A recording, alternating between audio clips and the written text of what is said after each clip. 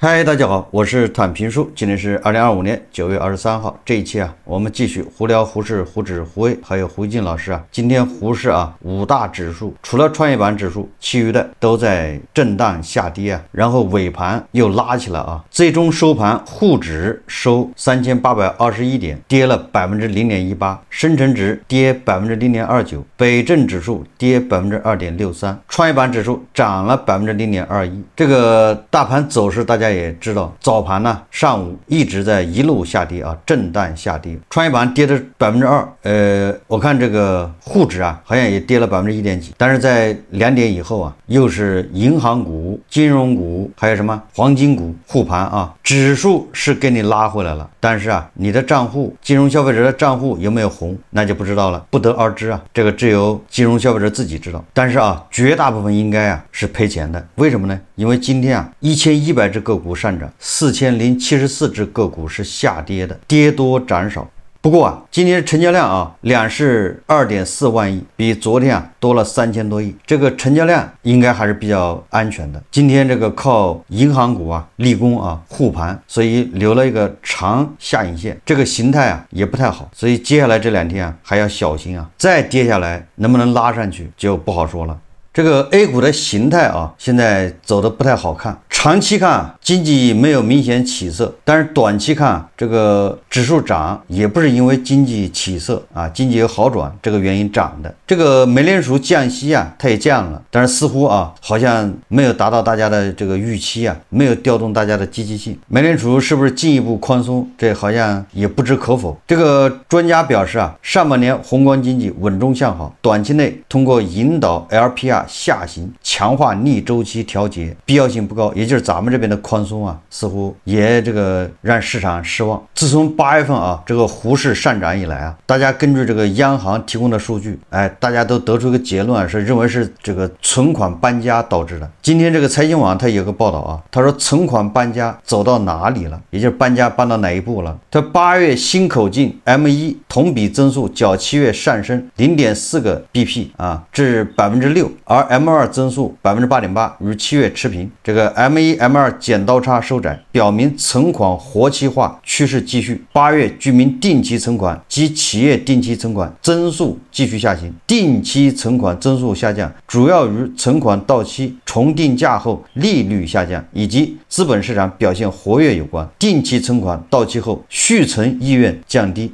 他说我们用非银存款同比变动刻画存款搬家的进度。非银存款的增加可能来自3方面，第一个是实体存款进入券商保证金或权益类产品账户，实体存款进入固收类产品账户，非银贷款创造存款。考虑到最近几个月固收类资管产品增速持续下降，非银贷款增量规模较小，存款搬家进入权益市场可能是主要原因。8月非银存款同比多增5500亿元，同比多增规模较7月有所下降，但仍保持多增趋势。8月银行理财规模仅同比多增1400亿元左右，也证明存款向固收类产品搬家并非非银存款上升的主因。说来说去就是这个存款向这个券商这儿进入权益类，也就是进入股市更多。他说从资本市场表现来看，8月 A 股日均成交额达到2.3万亿元，较7月继续增长29%，融资余额超过2.3万亿元，较7月增长21%，上交所新开户数量达到265万户，较7月增长35%，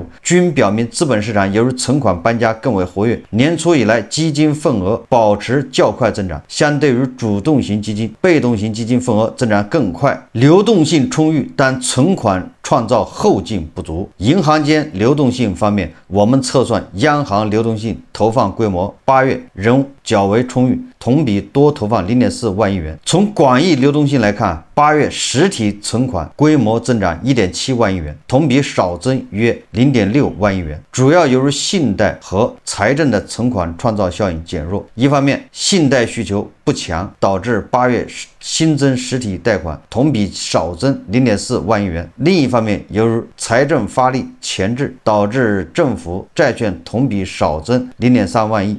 这文章最后说他说综合来看，我们跟踪的流动性指标显示，存款搬家趋势仍在继续演绎，体现为存款延续活化趋势，资本市场更为活跃，但搬家的步伐略有放缓，存款搬家还在继续，但是速度变慢了，还能搬多长时间也要打个问号。它主要有3个方面原因啊。第一个原因是，由于上半年财政和信贷货币投放较为前置，下半年存款创造后劲略显不足。第二个，股市上涨后，投资者分歧在加大，存款向非营部门账户迁移速度减缓。第三个，出口放缓的背景下，结汇资金回流步伐在放缓。但是啊，这个路透社好像观点不太一样啊。今天网传呢，路透社有一个说法，说路透社最新文章说明 A 股反弹的本质由机构资金利用宏观叙事预先发动的，旨在围猎散户存款资金的反弹。人家这个彭博社啊给出了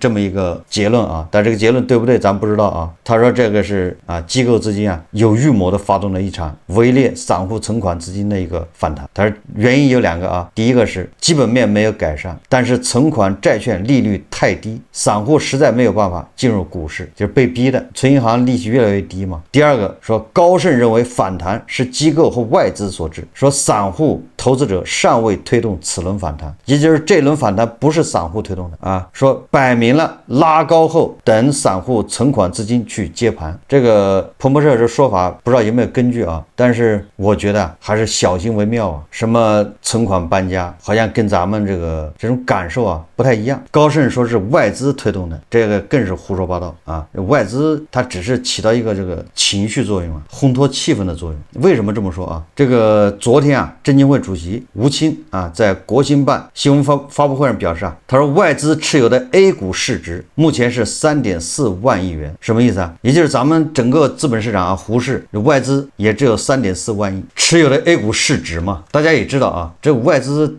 人家进来都是做长线，他不可能像那个短线，因为他是机构啊，不能跟老胡一样的天天买进卖出啊。3.4 万亿什么概念？咱们沪市市值已经超过100万亿，3.4 万亿相当于就是 3%。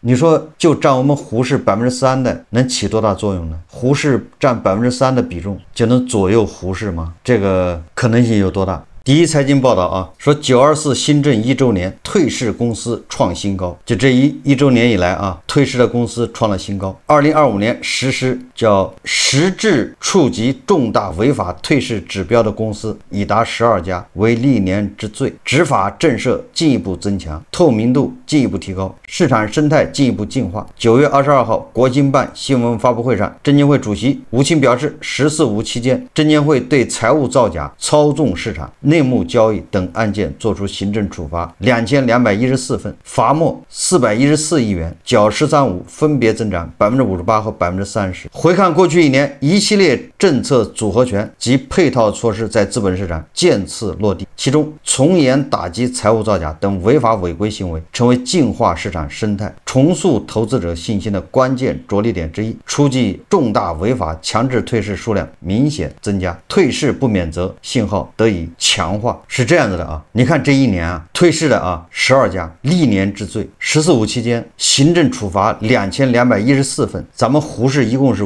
5000多家上市公司，这就相当于每2家公司就收到过1份，相当于罚没414亿元。这个说明监管部门对资本市场是从严治理。问题是为什么罚了这么多还有？就是我们一定要考虑，我们不能光看你处罚的指标在增长，你处罚的公司在增加，你处罚的钱在增加。我们要知道你为什么越处罚越多，这是个最大的问题，对吧？为什么美西方的资本市场它没有那么多处罚，它也有处罚为什么就没有我们这么多？那我们为什么处罚不干净呢？处罚完了还有呢？所以大家应该动脑筋想这个问题，为什么不能依次把它整干净？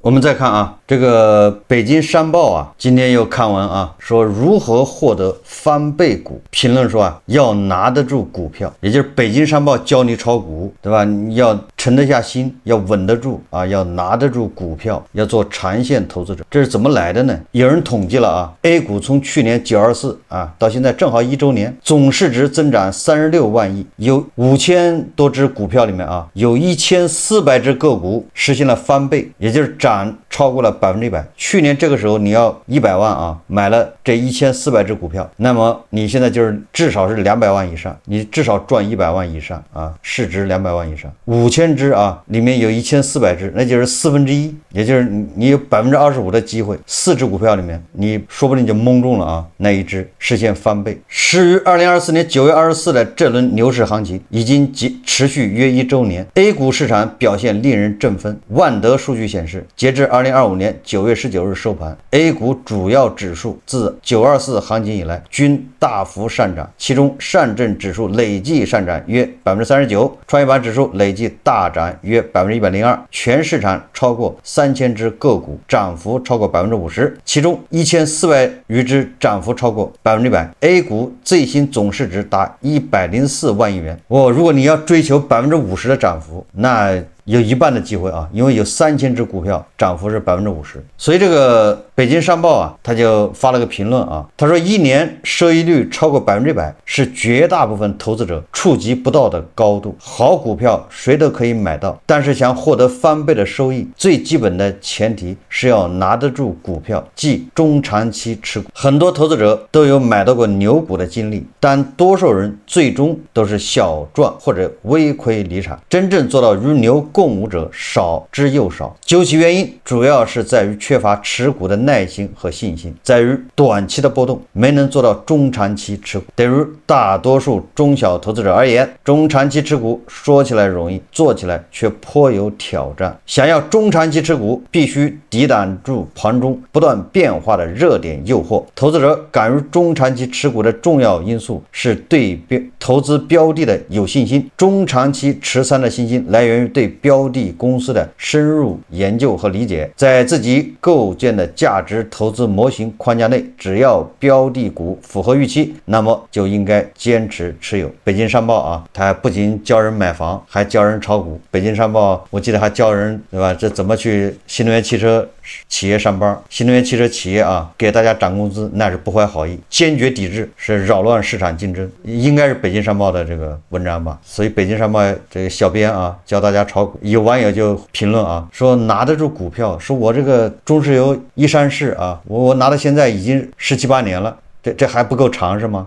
是中石油不好吗？也是请小编解释一下，这什么人能解套？也不要说翻倍了啊，解套说起来容易，做起来难，对吧？我以前一直说啊，散户想赚钱，只有慢牛，就是你卖出啊，永远比买的时候那个价格要高。你想犯错误都犯不了，这样散户才能赚钱，否则散户赚不到钱。尤其是猴市，对吧？你什么中线、长线持股，散户就只有一种做法，就是植物人。对吧？你装傻，你晕过去了。等到有一天你醒来的时候，他解套了，就这么简单。散户只要盯盘就完蛋。这个小编显然不知道，对吧？最近那么火的建工爷叔啊，那建工爷叔拿着上海建工那股票不好吗？那是国企啊，什么世界500强啊，对吧？这什么一流企业啊，那荣誉很多的啊。爷叔拿了10几年啊，一路补仓，对吧？而且爷叔相当稳定啊，对这个上海建工也很有研究啊。请问这个北京商报的小编，你给爷叔支几招啊？还要持股到什么时候才能解套？爷叔错在哪儿了？大家看视频啊。每周六的上午，在虹口公园总有一位穿褪色蓝布衫的老人，人们都叫他建工爷叔，却少有人知道他大名。他总揣着部的老旧手机，常看着自己这建工股的 K 线图，10年如一日的盘踞在低位，像块生了锈的铁锚，死死把他套住他的日子。今年热得反常，大盘指数却像被晒化的糖，一路沿着新高往上爬。收音机里的股评家说的眉飞色舞，人们也凑着讨论哪只股又涨停了。这些声音像针似的扎进建工爷叔耳朵里。建工爷叔在这样氛围刺激下变得喜怒无常，他常会指着天上的云骂：“你也涨？你凭什么涨？”惊得公园游客目瞪口呆。有时他又会突然安静下来，喃喃自语：“再等等，就快了，风水轮流转，建工股就该轮到了。”说着说着，突然拍大腿笑起来，笑得眼泪都出来了。路过的小孩吓得躲在大人身后，可要是有人多问一句：“叔，您这是咋了？”他立刻瞪圆了眼睛，脖子上的青筋鼓起来：“关你屁事！我解套那天让你们都看着。”夕阳把他的影子拉得老长，手机屏幕按下去，映出张沟壑纵横的脸。10年前入世时的意气风发，早被反复震荡的曲线磨成了疯癫。他对着渐渐沉下去的太阳挥了挥拳头，像在跟那只永远趴在原地的股票较劲，又像在跟自己这10年耗不起的光阴赌气。晚风掠过树梢，带不走公园里那点说不清道不明的焦躁，只有荷花池里的涟漪一圈圈荡开。建公爷叔近来病得不轻，神经错乱，常莫名其妙疯癫。我们真为他目前状态担忧，真是建功谷害惨了他。这个好像是8月底，这个上海建工启动之前，爷叔的状态已经进入疯癫状态了。爷叔认为别的股票涨都不对，涨的都没有道理，最该涨的就是上海建工，却没有涨，没有天理啊！那个时候爷叔啊，感觉全世界都在跟他作对。在我看来啊，这个胡适啊，目前不值得投资，原因也讲过很多遍。但是啊，如果你说我准备拿5万块钱，或者拿10万，或者像胡一金老师那样拿70万，说我就是进去感受一下，对吧？就是沉浸式体验，我就要看看这赌场到底怎么样，能把我怎么样？哎，这可以啊，就是你把这当消费，对吧？当是一种体验，你把心态调整好，哎，这个就无所谓了，对吧？赚了赔了都是小意思啊。就像我们去澳门，对吧？你知道那是赌场，你知道你进去，对吧？就是消费。我去，我就拿500块钱换筹码，然后输掉就算了，我就是去体验一把，就相当于你买了门票。哎，你把这当消费，其实无所谓。但是你非要在那儿要发家致富，对吧？带着几千万、几个亿的在那儿准备成为人生赢家，那下场，对吧？那是没有例外啊，只有失败。就像胡适一样嘛，对吧？你辞职炒股，或者你不上班，你就拿炒股做职业，指着拿钱在里面七大姑八大姨的借钱，对吧？把房子押出去贷款，准备搞一把财富自由，或者以炒股为职业，这个恐怕就要失望了，这个恐怕就要挨铁拳了，对吧？你是把它当消费，其实无所谓啊，在你承受范围之内，5万10万的你只是体验，但是啊，你要做好心理准备，当你投5万的时候，你保不齐啊，你还真能赚10万，翻个10倍，翻个2倍3倍的，运气好，对吧？买中了这个寒武纪，或者是买中了什么，加上你的心态好啊，你是玩啊，你没有患得患失的那种压力，玩的时候心态反而更好，判断更精准，没有压力嘛，挥斥方遒啊，哎，你反而容易啊，这个获得意外的收入。一下就能，对吧？赚2倍，这个时候你不要后悔，对吧？你不要说，哎，当初我要是拿500万来炒，这不一下就赚1000万吗？对吧？但是如果借点钱，然后把房子押出去，然后再，对吧？融资加杠杆，就我这水平，分分钟，对吧？就2倍啊！你很有心得，对吧？你肯定是觉得自己是股神了，千万不要这样，小资金翻倍，大资金恐怕就要挨宰，说不定倾家荡产，哎，基本上都是这个结局啊。这个爷叔啊，他当初拿了50万进来，后面陆续补仓啊，补了30万。实际上爷叔这个钱是有用处的，对吧？他按揭贷款没还，儿子想买车没钱，自己的牙也没钱补，据说房子还没装修，但是不知道为什么他把钱就投到股市，也不知道受了谁的忽悠啊！你说这是不是害人不浅呢？爷叔成这个状态，就10几年过去，就现在他还没有解套，谁能保证他在接下来2月里面能解套呢？甚至他解不了套了。人生有多少个12年？爷叔已经83岁了，再来个12年，他就是95岁了，解套了又有什么用呢？所以从爷叔这个故事啊，就告诉我们，你就不应该拿这些钱来炒股，就这些钱你有用处的，用来改善生活，对吧？用来改善家里人的生活。如果不是炒股的话，他这个退休金还是可以的，据说啊，对吧？他退休金也好几千，生活是没问题的。结果他每个月都要拿3000来补仓，越陷越多。爷叔是那种典型的小散，在他应该把他的钱拿去干别的的时候，他想着是进来赚钱，赚一把，对吧？赚个几十万、几百万的，然后再拿出来，多有面子。结果呢，这就害了他。这个咱们也知道啊，这爷叔不是没赚钱啊，也赚了70、80万，对吧？80、90万呢。刚开始啊，就也实现了翻倍啊，翻倍的不止，但是他不满足啊。这个咱们昨天前天说了，他不知道什么时候该卖出，他就是涨10倍，他也不一定卖，因为他觉得后面还有15倍、20倍。这个胡适啊，只能是小赌怡情，对吧？你就当消费可以，千万不要指着这个发家致富。什么长线投资，12年还不够长吗？我们再看看这胡一金老师啊，这胡一金老师很有意思啊，就是那个始祖鸟啊和那个蔡国强2个人在那个青藏高原啊，那个喜马拉雅山搞那个什么神龙火焰，一下犯了众怒啊，暴力啊，无视环保。我看现在央视都已经下场了，批判了，这好不了了啊，对吧？日喀则市委也组织调查组，这个事情闹大了啊，就重视的级别越来越高了。大家还知道吧？这个事情刚出来的时候，胡锡进老师给始祖鸟、给蔡国强洗地，当时我还做了个节目，对吧？我说咱们也不能说胡锡进老师拿人钱了啊，帮人家洗地，品牌是不是给他公关费了？这个咱们不能瞎说。但是胡锡进老师那个评论呢，确实就是洗地。恐怕很多人看过啊，记得胡锡进老师说啊，这个江孜县什么环保局同意了啊，下面乡镇环保部门同意就行了啊，不能因为什么环保啊就阻碍经济发展。搞笑的是什么呢？搞笑的是胡锡进老师已经把这个评论删掉了。胡锡进老师后面啊又写了2篇评论，也就是支持这个调查这个始祖鸟和蔡国强。好多网友就下面留言说，胡锡进老师，这你是早上起猛了，这个左右脑互换了吗？胡锡进老师又写了个评论啊，他说信息越来越发达，社会越来越多元。但老胡注意到，很多人对不同意见的容忍度都降低了，道德自恋的人也变多了。一个重要原因是社会媒体推荐、阅读和平台算法把我们每个人都往不同的信息茧房里推，使我们只看到自己的喜欢的信息。交际圈比前社媒时代更物以类聚，人以群分，带给我们自己很正确，多数人都支持我想法的强烈印象，让我们大家都努力走出社交媒体的时代信息茧房，在坚持社会主义核心价值观和宪法秩序的大前提下，增加对他人的宽容，那样的社会情境与市场经济更加匹配，更有利于促进和谐与繁荣。老胡与各位共勉。胡锡进把这一切啊都归咎于这个平台算法导致了信息茧房，就是你喜欢看什么，平台就给你推荐什么啊，越来越强化。这个我说啊，这只是一部分原因，这个对那些8到15岁的网友有这个叫特征，但实际上对很多网友啊，我想对我们的粉丝来说，这种现象基本不存在。为什么呢？对吧？我不仅关注我需要的信息，我还关注很多对吧我根本就不认可的人，比如说加头老师，比如胡锡进老师，我要看他说什么，对吧？我要看他说的有没有道理。我们每天都做一期啊胡适节目，分析胡锡进老师的言行，实际上就是对吧？要打破信息茧房，就是胡锡进老师说的对的，咱们认可；说的不对的，对吧？咱们要指出来。实际上这个就是在避免信息茧房，对吧？你比如说胡锡进老师给这个始祖鸟、给这个蔡国强洗地，他现在自己也知道错了，吓得赶紧把删掉了。